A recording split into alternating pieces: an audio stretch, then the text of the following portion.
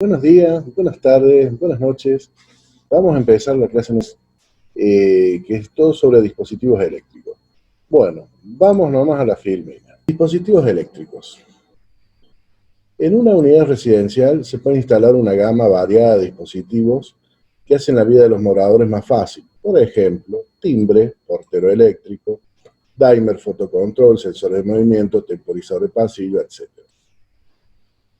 Veamos sus características y circuitos básicos. El timbre. Actualmente el timbre funciona con 12 voltios, de hecho tiene un pequeño transformador que tiene la función de reducir de 220 voltios a 12 voltios. Y el timbre o campanilla, por lo general, hoy día trabaja directamente con 12 voltios. En el pasado trabajaban directamente con 220 voltios, pero la parte pulsadora, donde la persona tiene que apretar para que suene la campanilla, sabía quedar expuesta y en días de lluvia, podía llegar a dar algunas descargas eléctricas, por lo que era un poquito peligroso. Hoy en día no hay ningún problema porque el pulsador lo sacamos con un par de cables al exterior, a la pared externa de la casa, y al ser de 12 voltios no pasa nada. Un timbre de 12 voltios actualmente puede cubrir una distancia de un máximo de 30 metros. Eso sería entre el pulsador y la base del timbre. Para más de 30 metros ya habrá que informar en el momento de la compra para que el vendedor sepa qué timbre darnos. Por ejemplo, uno de 18 voltios.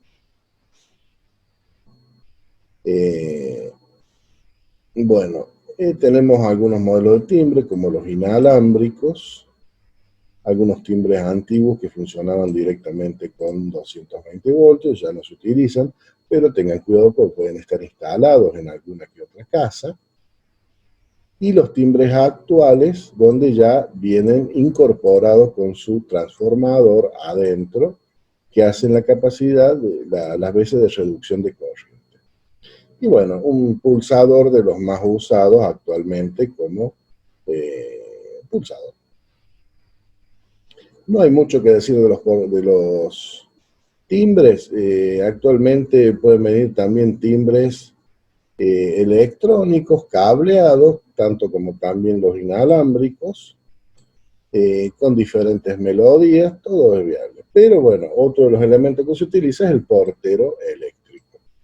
El portero eléctrico ya prácticamente dejó de ser un lujo, más por el tema de las inseguridades y todo eso, y pasa a ser casi un elemento cotidiano.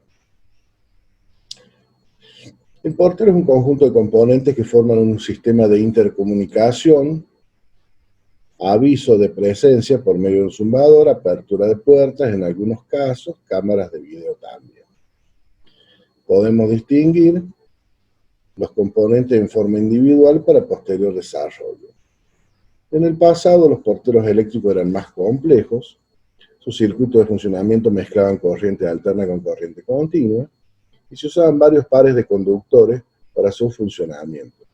Y si se desconectaban sin guardar el orden de conexión, eran muy difíciles de volver a conectar y consumían más energía, eran propensos a recibir interferencia radial, como por ejemplo algún taxi que ande cerca, transmisiones de radio, cosas por el estilo.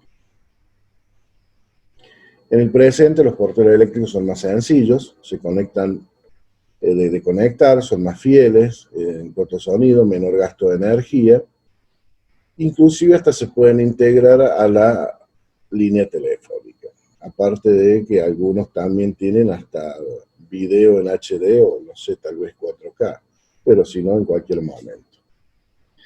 Las partes que conforman un portero son la base, que es la parte del portero que comanda todas las funciones, comunicación, emite el tono de llamada,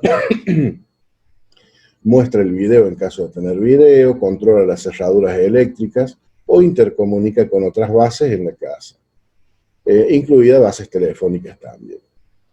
Inalámbrica o cableada, no hay ningún problema. El frente o placa de la calle. Existe una variable cantidad de frente o placas. en la pared exterior de la casa con acceso a la vía pública para que el visitante pueda anunciarse y hablar con los moradores de la casa. La cerradura. La cerradura puede destrabar los pestillos de las puertas que se quieran controlar a distancia. Finalmente tenemos la fuente de alimentación que provee de todos los voltajes necesarios. Lo mismo que hablamos de los 30 metros para el timbre, también es para el portero. Un portero con una fuente de 12 voltios sirve para unos 30, tal vez 35 metros. Para mayores distancias ya habrá que informar al vendedor para que nos vendan uno apropiado a la necesidad. Otra de las variantes es que la fuente de alimentación puede estar incorporada adentro de la base. Bueno, acá tenemos algunos esquemas clásicos de conexión de portero, donde tenemos la placa del frente, una cerradura, una fuente de alimentación, y bueno, y la conexión entre elementos. En el dibujo del lado, la fuente de alimentación alimenta la base y desde ahí a todo el sistema. O puede ser también que la base tenga la fuente incorporada adentro y actualmente se utilizan menos cables. Actualmente ya son como más digitales, entonces el cable de datos lleva un montón de información al mismo tiempo. Tanto es así que hasta puede llevar un cable para cerradura aparte o viajar por el mismo cable de datos.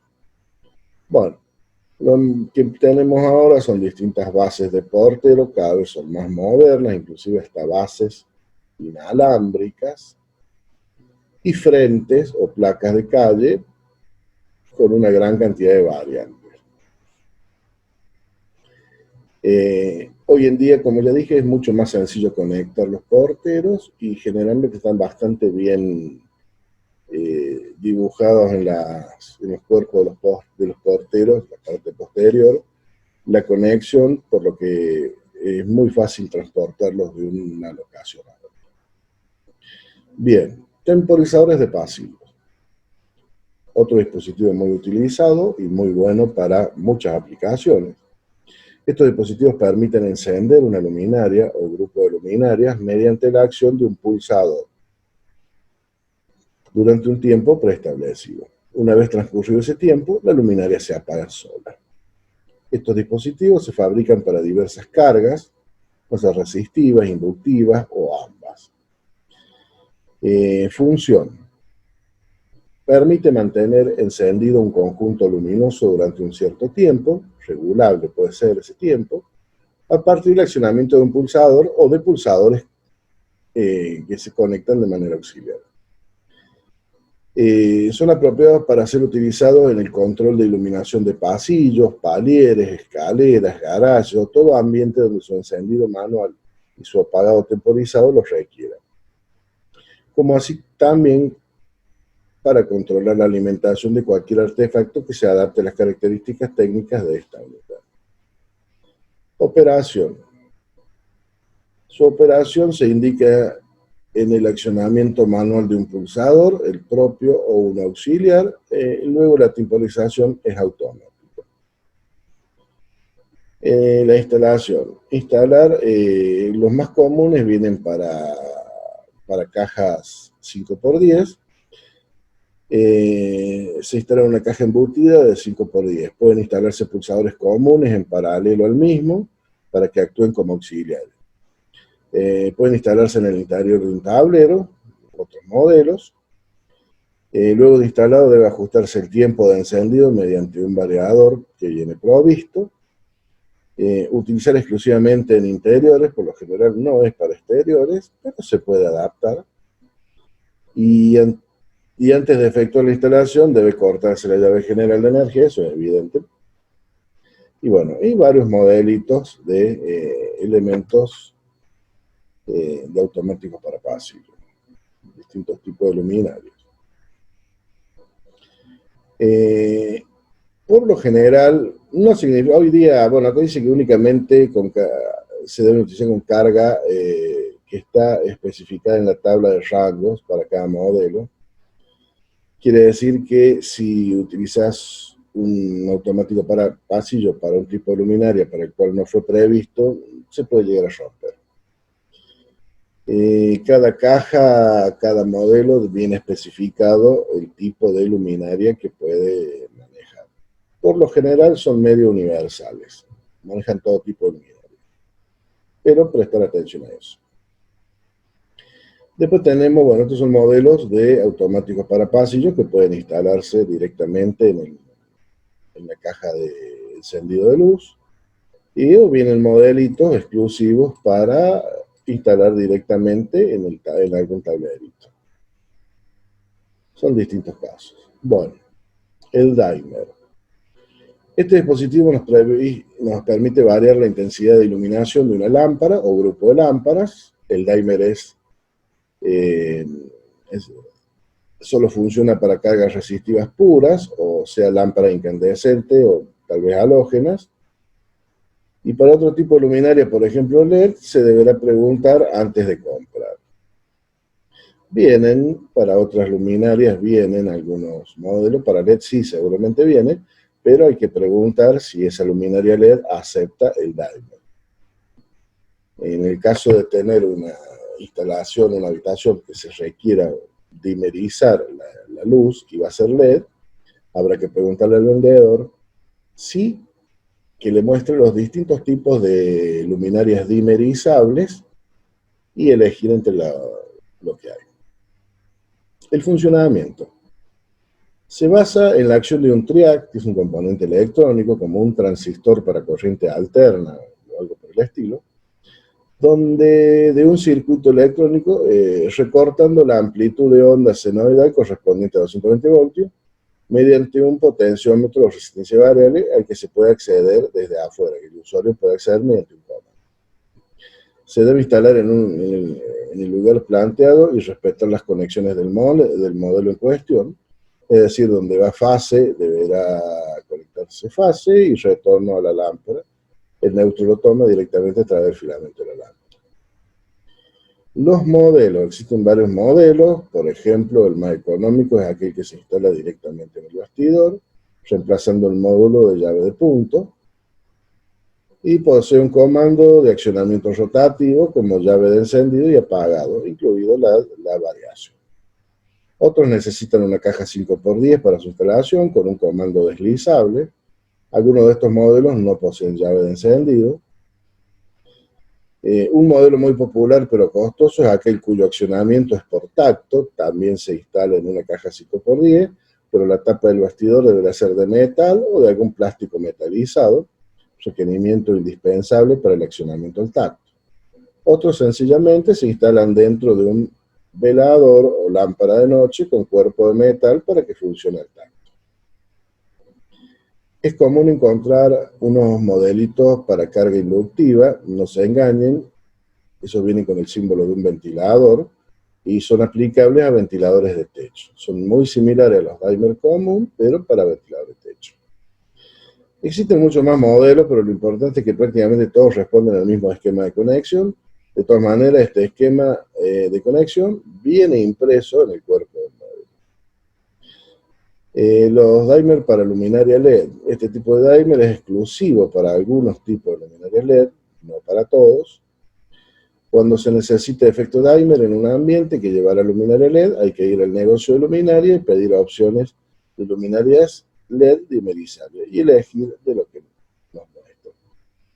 Bueno, distintos tipos de dimers, una conexión básica de un dimer común y corriente, los baratitos, modelo de dimer al tacto,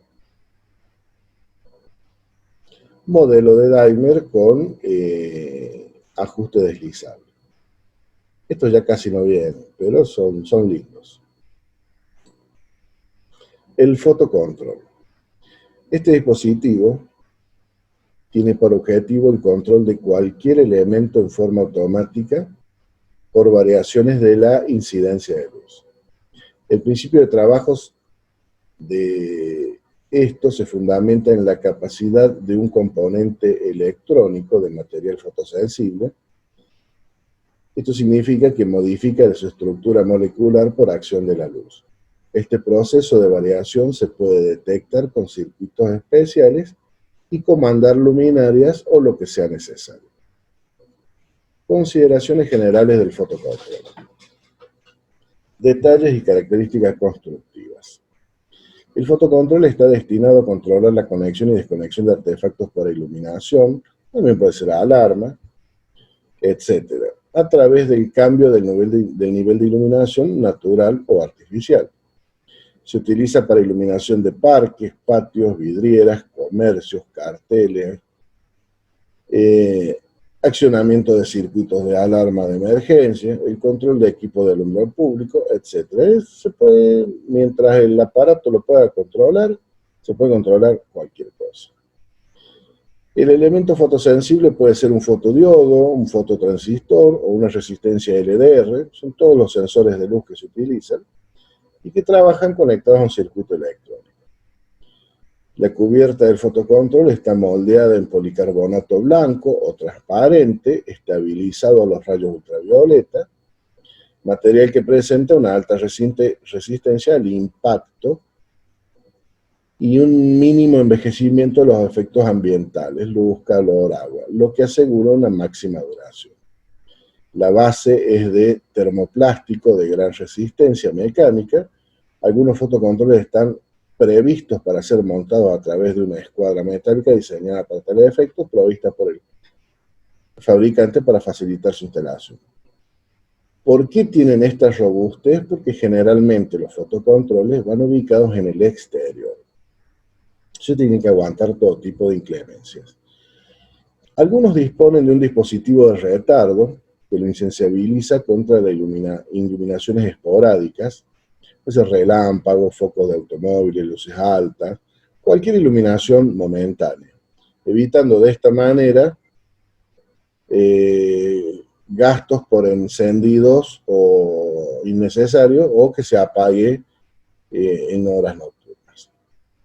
Están diseñados de forma tal que en caso de falla de algún componente, el circuito a controlar queda energizado, eliminando la posibilidad de quedar oscuro. Significa que si por alguna razón se quema el fotocontrol, por lo general debe quedar conectada la luminaria a la corriente para no quedar en oscuridad, por lo menos queda la luz. El funcionamiento. Cuando hay incidencia de luz, el componente genera baja resistencia estableciendo conducción eléctrica. Y un circuito especialmente diseñado comanda los contactos de un relé tipo normal cerrado, cambiando de estado, apagando la luminaria cuando deje, y cambiando de estado, apagando la luminaria cuando deja de llegar luz al sensor. La resistencia aumenta, cortando la corriente, y el relé vuelve a su estado normal cerrado, encendiendo la luminaria. Cuando se ejecuta una instalación de este tipo, hay que tener en cuenta las siguientes consideraciones. Siempre orientar hacia el norte la cubierta transparente del sensor y tener claro la potencia de trabajo del dispositivo. En algunos casos es conveniente, al instalar, tener la precaución que la luz generada por la lámpara no alumbre o realimente la entrada de luz del sensor. Si esto sucede, el dispositivo entrará en un ciclo de encendido y apagado infinito. Estos dispositivos vienen en 3 conexiones normalizadas. Conexión con 2 cables. Es el más simple de todos, posee 2 cables y generalmente cualquier entrada de línea o fase y cualquier retorno, a no ser que estén impresas en el dispositivo, en ese caso respeta las polaridades. Fotocontrol con 2 cables generalmente se usa para una sola luminaria, específicamente lámparas resistivas puras, pero puede haber algún que otro modelo para LED. Bueno, así es como se ven generalmente los de 2 cables, y acá es como se conectaría. Conexiones de 3 cables. Estos fotocontroles poseen 3 cables para su conexión, un cable generalmente negro para entrada de fase o línea, un cable rojo que hace de retorno, donde se conecta la carga, luminarias, y uno blanco para conectar el neutro. Bueno, este es un esquema básico de conexión. Existen otros dispositivos similares que trabajan con el agregado de un circuito electrónico temporizador, bueno, ya lo dijimos. Otro ejemplo de conexión de 3 cables. Y es importante, recuerden nunca superar el límite de carga del dispositivo. Puede controlar a riesgo de quema. Quiere decir que si este dispositivo me sirve para controlar 1000 vatios en luminaria, no puedo poner más de 1000 vatios en luminaria. Si pongo más, corro el riesgo de romper el dispositivo. Bueno, fotocontrol de 3 cables, distintos modelos y tipos. Este modelito central es muy bueno. Y después tenemos los fotocontroles de 4 cables, donde lo único que hace es agregar un cable de neutro, que es común a la entrada y a la salida. Sensores de movimiento. El sensor de movimiento es un dispositivo electrónico que actúa cuando detecta movimiento en el área vigilada. Sus utilidades son diversas, en algunos casos se utilizan para seguridad, otros como automatización. Básicamente hay dos tipos diferentes según su forma de trabajo. Sensores de movimiento infrarrojo son los más utilizados, ya que son los que menos fallas producen. Detectan cambios en un ambiente vigilado a través de la temperatura de los cuerpos. Actualmente ya vienen para detectar por reflejo. Y sensores de movimiento ultrasónico que detectan el volumen mediante efecto Doppler. Y bueno, cuando cambia el volumen de la habitación es porque alguien hay en el lugar. Son más internos que otra cosa, son caros y no se utilizan tanto los ultrasónicos. Lo más común es que utilicemos los convencionales. Bueno, después tenemos sensores de movimiento de las alarmas, que esos trabajan de 5 a 12 voltios, mientras que los que usamos para electricidad, para uso cotidiano, fuera de alarmas, se conectan directamente a la tensión de 220 voltios. El modelo que se ve ahora es un modelito de sensor domo que se pone en el techo, muy apto para palieres, escaleras y pasillos. Después tenemos modelitos más utilizables para partes bajas, plantas bajas, veredas, patios, donde esto tiene un menor ángulo de sensado, porque no tiene 180 grados, o 360 como un modelo de domo, pero tiene un sensado aproximadamente de 180 grados horizontal y 90 grados vertical, pero 180 grados y 90 verticales, lo que nos da una muy buena cobertura de todo. Además se puede ajustar en altura y en rotación para apuntarlo exactamente al área donde queremos detectar. Es muy bueno este sistema y anda muy bien. Bueno, veamos un esquema básico de conexión. Estos vienen con colores más conocidos. Saben tener un cable de color marrón, que es la entrada. El cable de color rojo, que sería el retorno, en este caso coincide con el fotocontrol. Y sabe tener el azul o celeste, que es neutro y es común a la salida también. Estos también son medio universales y andan muy bien. Este, como el modelo de arriba, son los dos modelos más usados y son muy buenos. Los ajustes del sensor de movimiento. Por lo general, los sensores de movimiento tienen unos comandos de ajuste que me van a permitir la calibración para llevarlo a una óptima zona de funcionamiento. Por lo que se puede ver, tenemos un buen sensor, debe tener 3 comandos de ajuste. El primero, que es Sense, es la sensibilidad. Le podemos dar mayor o menor distancia de sensado. A mayor distancia se hace más agudo el ángulo de sensado, se hace en vez de 180, en vez de 120, hasta 90 grados. de manera horizontal, o le podemos dar menos distancia, con mayor sensibilidad, con menor sensibilidad para patios más chicos, lugares más chicos. Bueno, la sensibilidad se ajusta. Después tenemos time, tiempo. El tiempo de que me permanece encendida la luminaria en el momento que detectó movimiento puede ser programado por ese comando. Y después tenemos loops, que es el modo de trabajo. Eso le indicamos si queremos que trabaje exclusivamente de día, entonces ponemos el comando para el lado del sol. Si queremos que trabaje de noche, lo ponemos para el lado de la luna, o día o noche, dependiendo del caso. O puede tener una franja horaria también.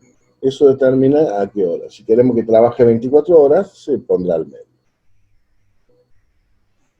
La calibración post-instalación es importante. Relojes y temporizadores. Existen una variada gama de relojes o temporizadores cuya función principal es automatizar algunas funciones de la vivienda. Por ejemplo, giro de espacios verdes, iluminación exterior o interior, ventilación, simulación de presencia, cartelería, hidropónicos, riegos hidropónicos, bueno, lo que ustedes quieran, que se ajuste a las características del aparato. Existen muchos modelos digitales, como el primer caso, modelos analógicos o mecánicos. Estos dos que he mostrado van directamente en el tablero. El tercer modelo, el que está al medio, que también puede ser digital o analógico, viene para enchufar en un toma. Acá tenemos un modelo digital para enchufar el toma. Acá tenemos un modelo analógico para enchufar en el toma. De modelos analógicos mecánicos para tablero, real DIM, un modelito digital. Todos se programan más o menos igual, ya vamos a ver el tema de la programación. Y acá un modelito conectado como simulador de presencia. Eso es para cuando nos vamos de vacaciones, salimos y podemos conectar distintos tipos de luminaria a distintos temporizadores para que enciendan y apaguen en distintos horarios y simule que hay gente en la casa. También se puede poner alguna radio, algún aparato que haga sonido, que pueda ser encendido o apagado mientras la conexión, mediante conexión-desconexión.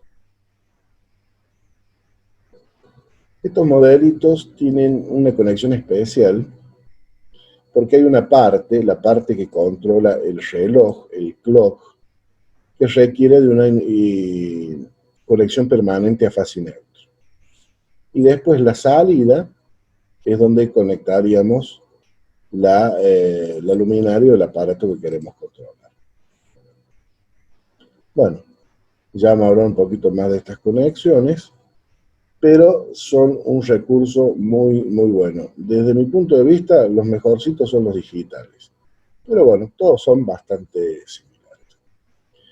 En la clase que viene vamos a ver conexiones de estos aparatos, inclusive cómo ampliar el rango de trabajo si queremos con un solo aparato controlar varios miles de vatios de otros dispositivos, podemos sumarle algún relé o algún contacto, que lo vamos a ver, esos esquemas de conexiones, la clase que viene.